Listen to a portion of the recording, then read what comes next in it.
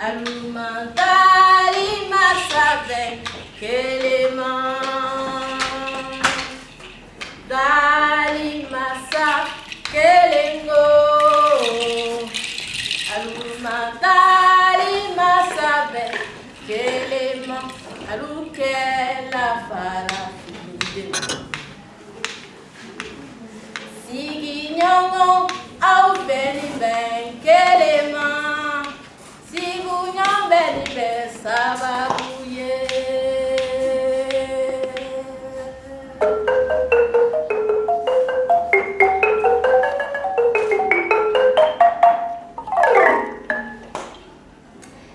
Notre histoire se passe il y a très longtemps, au cœur de l'Afrique.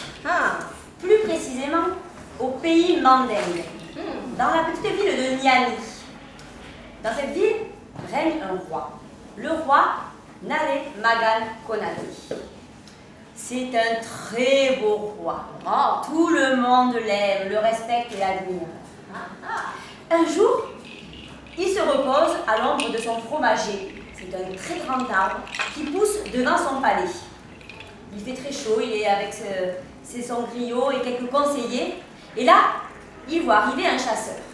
Mais ce n'est pas n'importe quel chasseur. C'est un chasseur de vin. Après avoir partagé de l'eau dans une calebasse, le devin chasseur lance ses coris et révèle au roi. Le Manding va sortir de la nuit.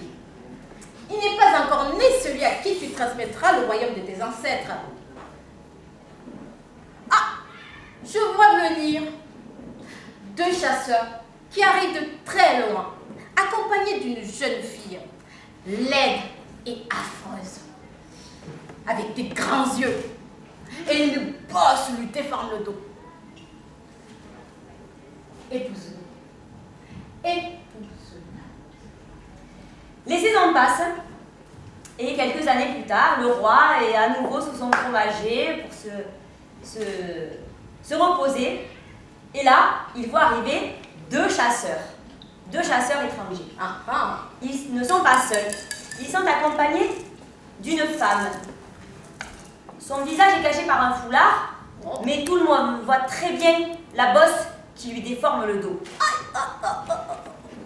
Alors, le roi, Nare Magan Konate, invite les chasseurs à raconter un peu leur histoire. Et les 2 chasseurs racontent. Tous les 2 se sont rendus au pays de Do. Le roi Gnemadra, au pays de Do, avait promis la femme la plus belle du village, du pays de Do. La fille la plus belle. La plus belle. C'était la récompense pour celui qui arriverait à tuer le buffle. Le buffle qui, depuis des années, ravageait toutes les plantations, terrorisait toute la population. Personne ne pouvait tuer ce buffle. 79 chasseurs étaient déjà morts en essayant de le tuer. 79? Oui. Mais nos 2 chasseurs étaient très intéressés par la récompense de la plus belle fille. Ils se rendent donc au pays de Do. Ils cheminent dans la brousse quand ils tombent sur une vieille femme. Elle est accroupie par terre et elle est affamée. Alors, ils décident, en grand généreux, de lui donner un petit peu de viande séchée. Et après avoir mangé un peu, elle décide de leur révéler son secret. Je suis le buffle. Je suis le buffle que vous cherchez depuis longtemps. Aucune flèche ne peut m'atteindre. Pour me tuer, vise-moi 1 fois, 2 fois, 3 fois avec cette quenouille avant de me tirer avec ton arc. Puis, prends ce œuf et jette-le derrière toi pour que je puisse tomber dans un bourbier. Alors, achève-moi. Puis, coupe ma queue, preuve de ta bravoure qui est en or. Et voilà, mon secret a un prix. Tu devras choisir la fille la plus laide du pays de l'eau. C'est mon double. Elle s'appelle Sungul Conté. Elle est bossue, mais c'est une femme extraordinaire. Alors, si cette femme est une femme si extraordinaire, elle doit être celle d'un roi. Nare Magan Konate, le roi du Manding, se souvenant des paroles du chasseur de vin d'il y a très longtemps, décide d'épouser Sungul Conté. Au 3e jour de la nouvelle lune, on célébrera le mariage.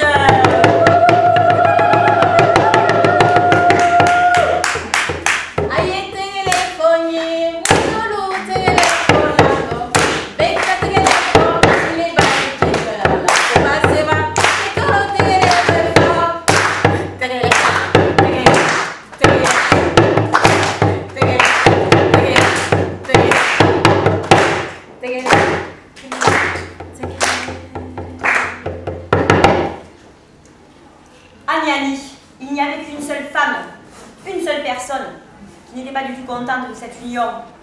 C'était la première épouse du roi. Elle s'appelle Sassouma Berete. La vilaine Sassouma Berete. Elle n'arrêtait pas de dire 1001 méchancetés sur Sougoulou. Elle craignait que les enfants de cette dernière ne fassent de l'ombre à ses enfants, à elle, le premier fils du roi, Dankaran, et à sa fille, Nina Shriva. Mais 9 mois plus tard, arriva ce qui devait arriver. Le coq se mit à chanter.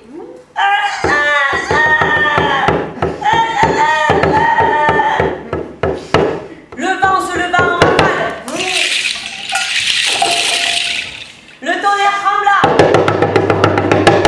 Les éclairs illuminèrent le ciel. Et le bébé est né.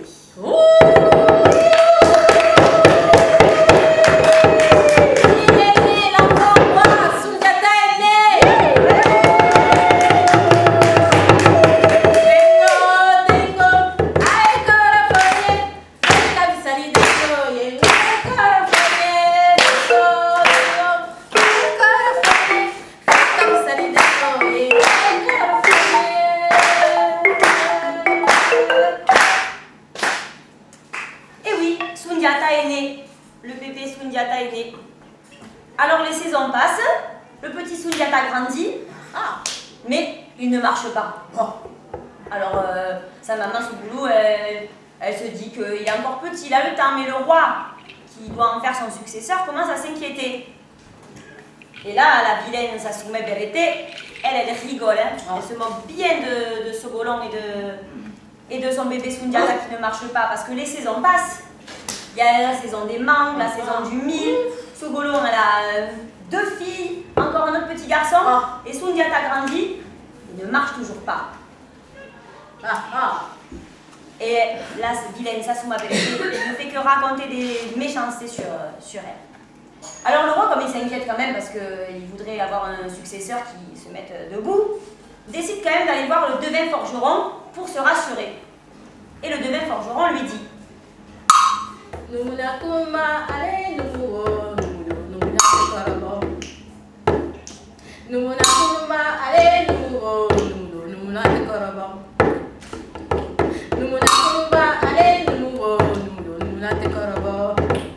grand fromager ne sort-il pas d'une minuscule graine?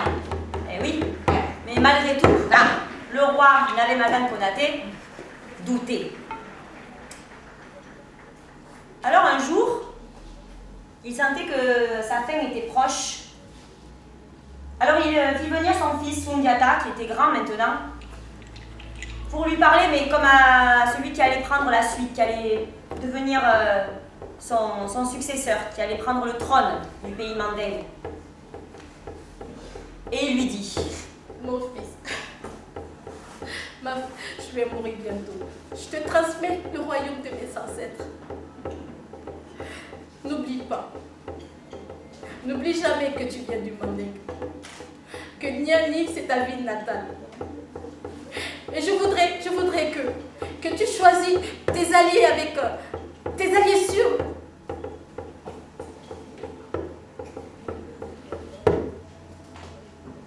Quelques jours plus tard, le roi Nalé Magan Konaté est mort. Des cris, des battements de mains et des chants partout dans le pays l'accompagnent jusqu'au village des morts. La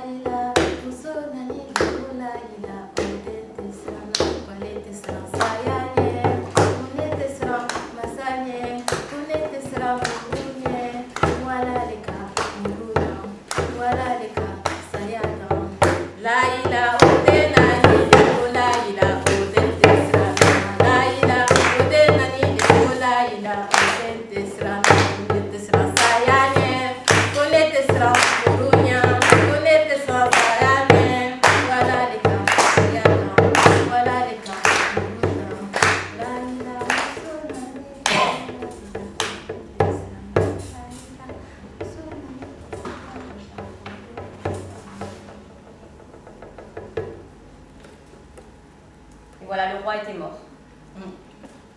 Et à peine le deuil de ce pauvre roi levé, que le premier fils, Dankarantuma, décida que comme il était l'aîné, c'était lui qui monterait sur le trône. Il évince donc son frère, qui était promis au trône, et devient un roi usurpateur. C'est l'aîné, je suis l'aîné, je suis le roi, c'est incontestable. Et sa mère, Sasuma Berete, la vilaine, aidait à devenir le roi. Elle était tellement pleine de haine et de rage contre Sundiata Keita, sa maman et ses frères et sœurs, qu'elle a voulu les chasser du palais. Elle a voulu qu'ils aillent habiter dans une case à l'arrière pour ne plus jamais les voir. Alors, Suguru, elle est dans sa petite case, derrière le palais. Elle a un petit jardin, et elle cultive des oignons, des condiments, des niurus. Mais un jour, il lui manque 3 feuilles de baobab pour faire la sauce pour ses enfants. Alors, elle demande à la vilaine Sasuma Berete de la dépanner. Elle va au palais, elle lui demande des 3 feuilles de baobab. Sasuma Berete, la vilaine, elle lui dit: tu n'as qu'à demander à ton fils, là, l'infirme, d'aller te chercher des feuilles de baobab. Suguru rentre dans sa case, en pleurs, elle est en larmes, elle est complètement désespérée. Mais pourquoi j'ai enfanté un fils pareil? Et là, Sundiata, il voit sa mère en pleurs et il veut la réconforter. Maman, je vais te laver de cet affront. Tu voulais quelques feuilles de baobab?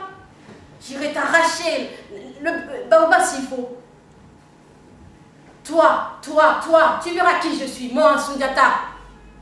Moi, le fils infirme. Vous verrez qui je suis aujourd'hui.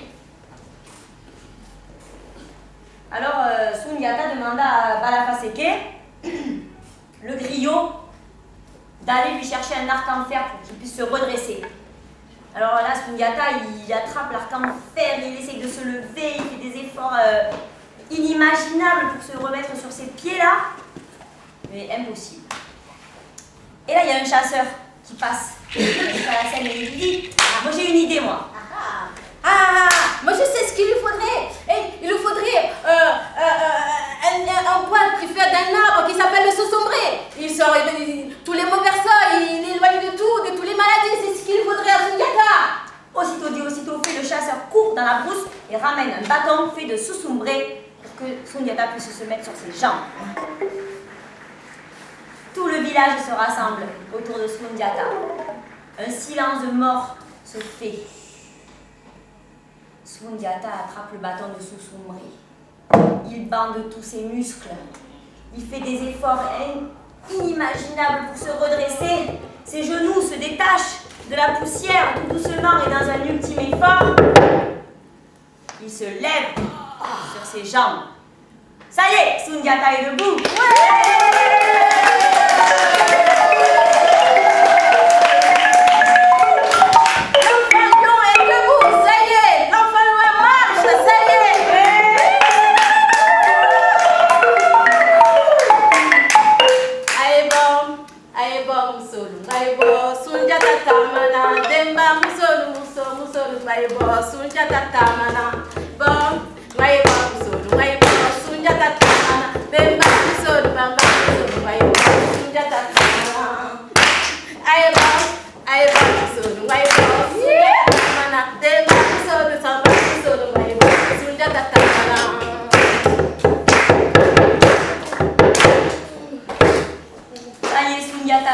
Sa mère, c'est le plus beau jour de sa vie et dans les jours qui suivent, alors Sundiata devient un modèle pour tout le monde l'admire et il est très fort malgré que ça fait qu'un jour qu'il marche, il est très fort, c'est un grand guerrier, il a une autorité naturelle, il est même de lui, il est formidable.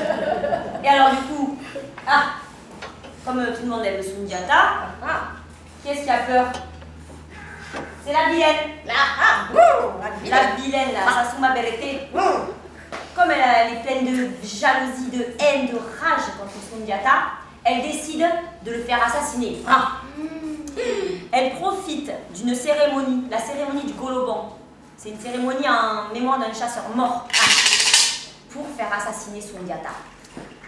Heureusement, cet affreux complot arrive aux oreilles de Sundiata, qui, pour échapper à la mort, décide de partir dans la brousse, se cacher, pour ensuite partir à Mema chez son oncle Farim Tonkara, pour se mettre à l'abri.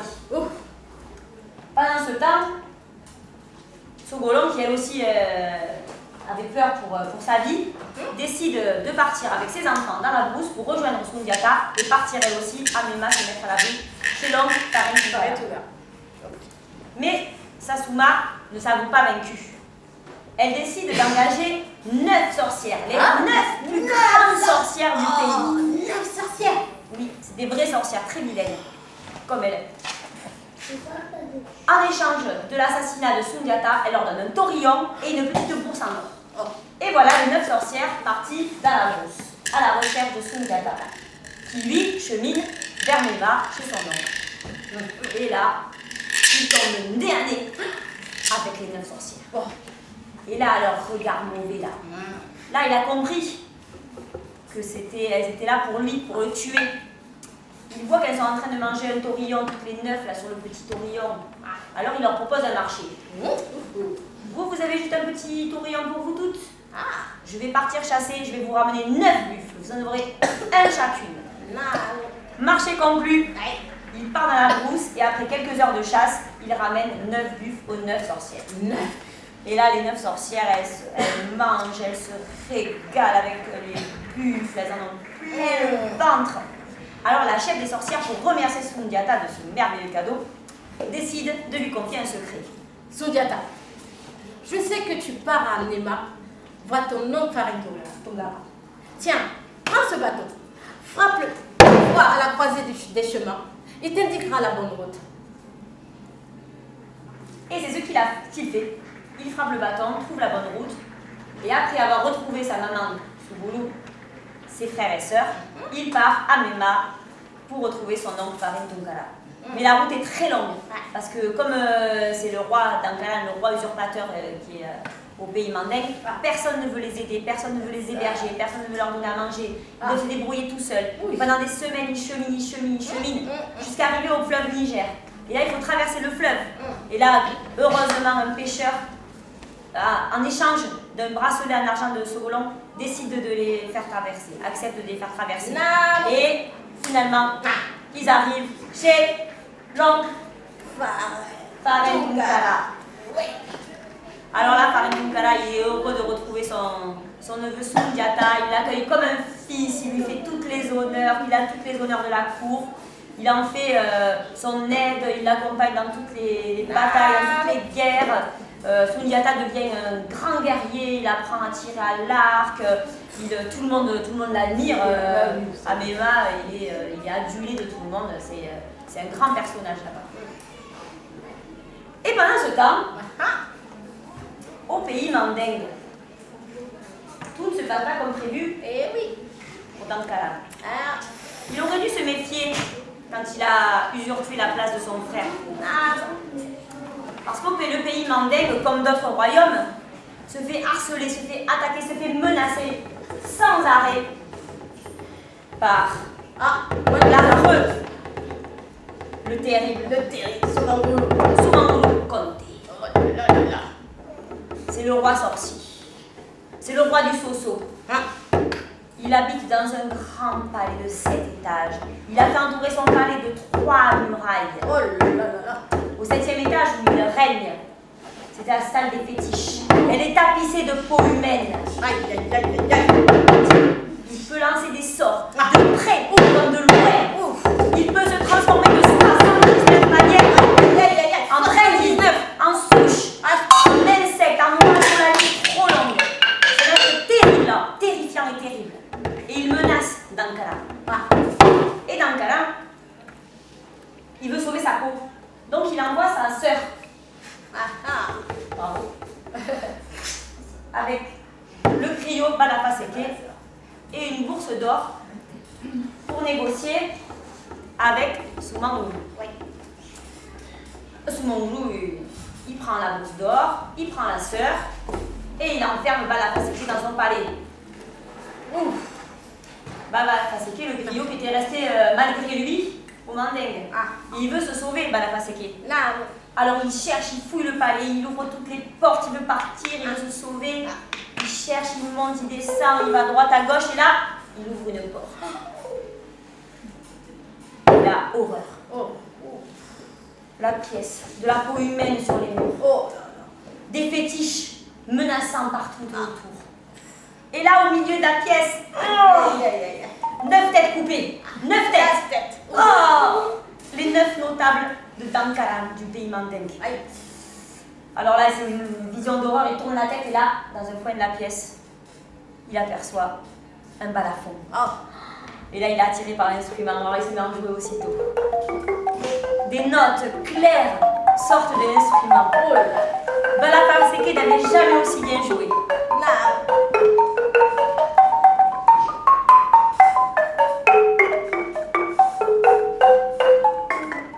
Mais ce Manglou, qui était parti faire la guerre à des kilomètres, mais qui était sorcier, entend. Oh. Qui ose jouer ainsi à mon balafon?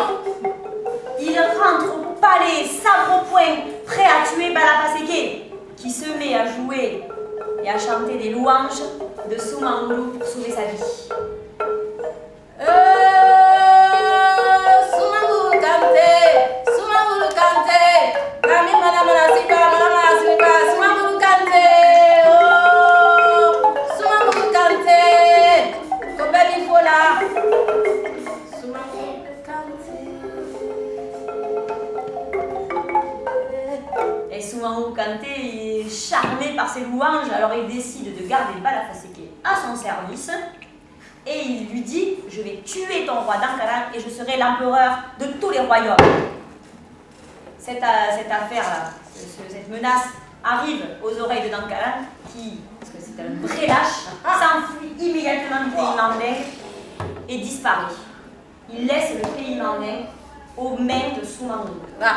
Alors là, au pays Mandingue, c'est la panique. C'est la peur. Les sages, les griots, les conseillers, les guerriers se réunissent sous le fromager devant le palais pour discuter, pour parlementer, pour savoir qui va venir remplacer Dankaran. Il leur faut un roi pour pouvoir combattre Soumanglou. Ils ne vont pas se laisser faire. Mais qui? Qui c'est qui va venir prendre la place? Et là, un nom vient au bout de tout le monde. Ils vont appeler Sundiata Keita.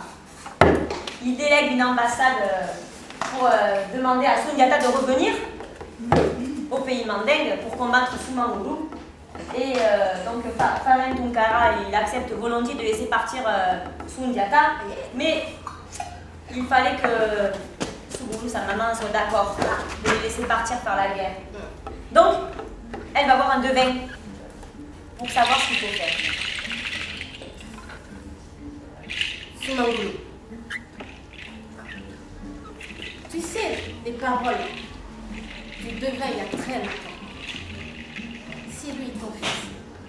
C'est lui, Sundiata Keita. C'est lui qui va terrasser Soumanglou Kanté. Mais, tant que tu seras en vie, il ne voudra jamais partir.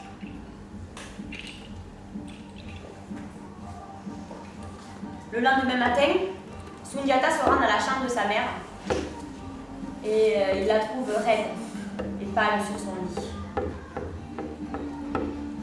La femme buffle, Sogolon Kanté, est morte dans la nuit.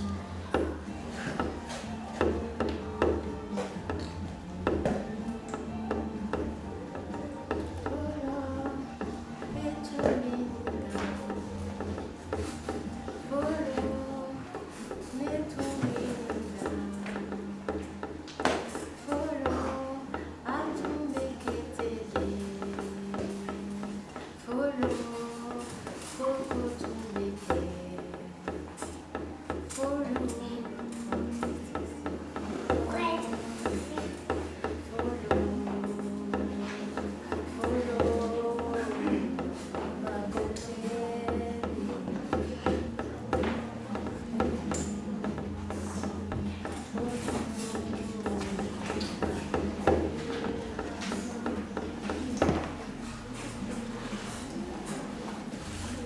Après quelques jours, le deuil levé, Soundiata Keita part faire la guerre au pays mandingue.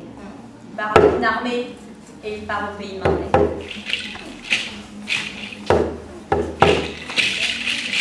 Pendant ce temps, au palais de Soumangolo, Nina Trivan refusait de se donner à son époux. C'était pourtant la 300 millième épouse de Soumangolo, mais elle ne voulait se donner à lui que s'il lui révélait le secret de son invincibilité.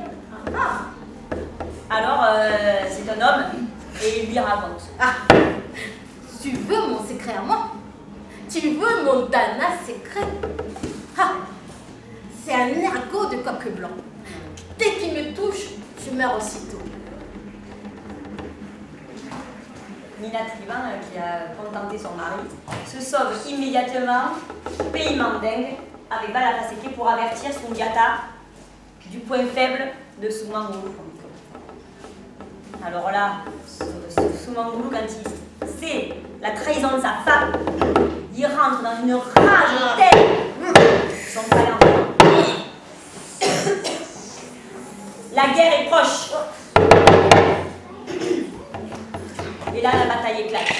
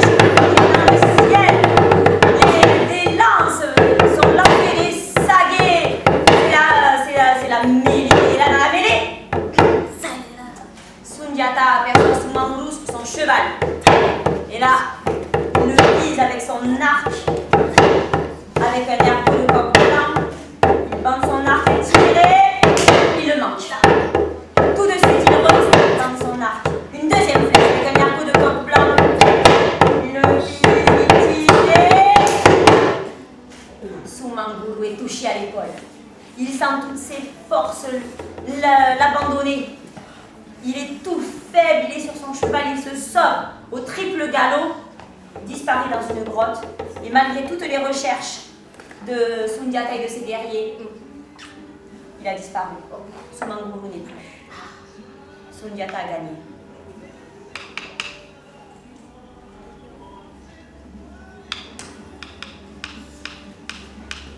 Cette victoire, depuis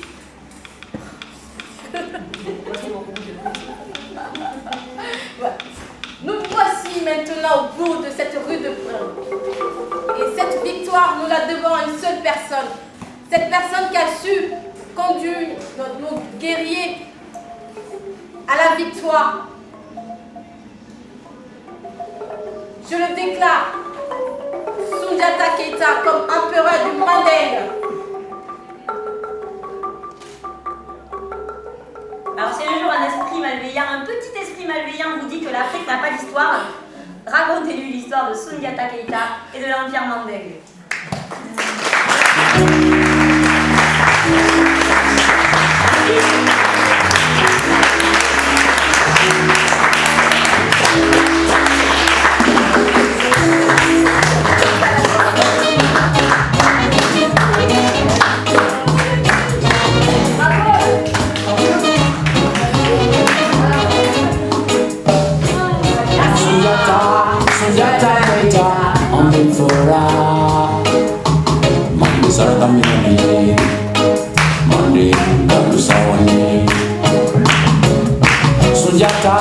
Soundiata Keita, on me fora.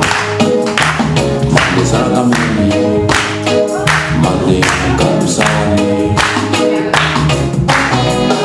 Lolo Kwama, Soundiata, Lolo Kwama, Manganjata, Lolo Kwama, Sosimo, Lolo Kwama, Mandenjara, Soundiata, on me fora.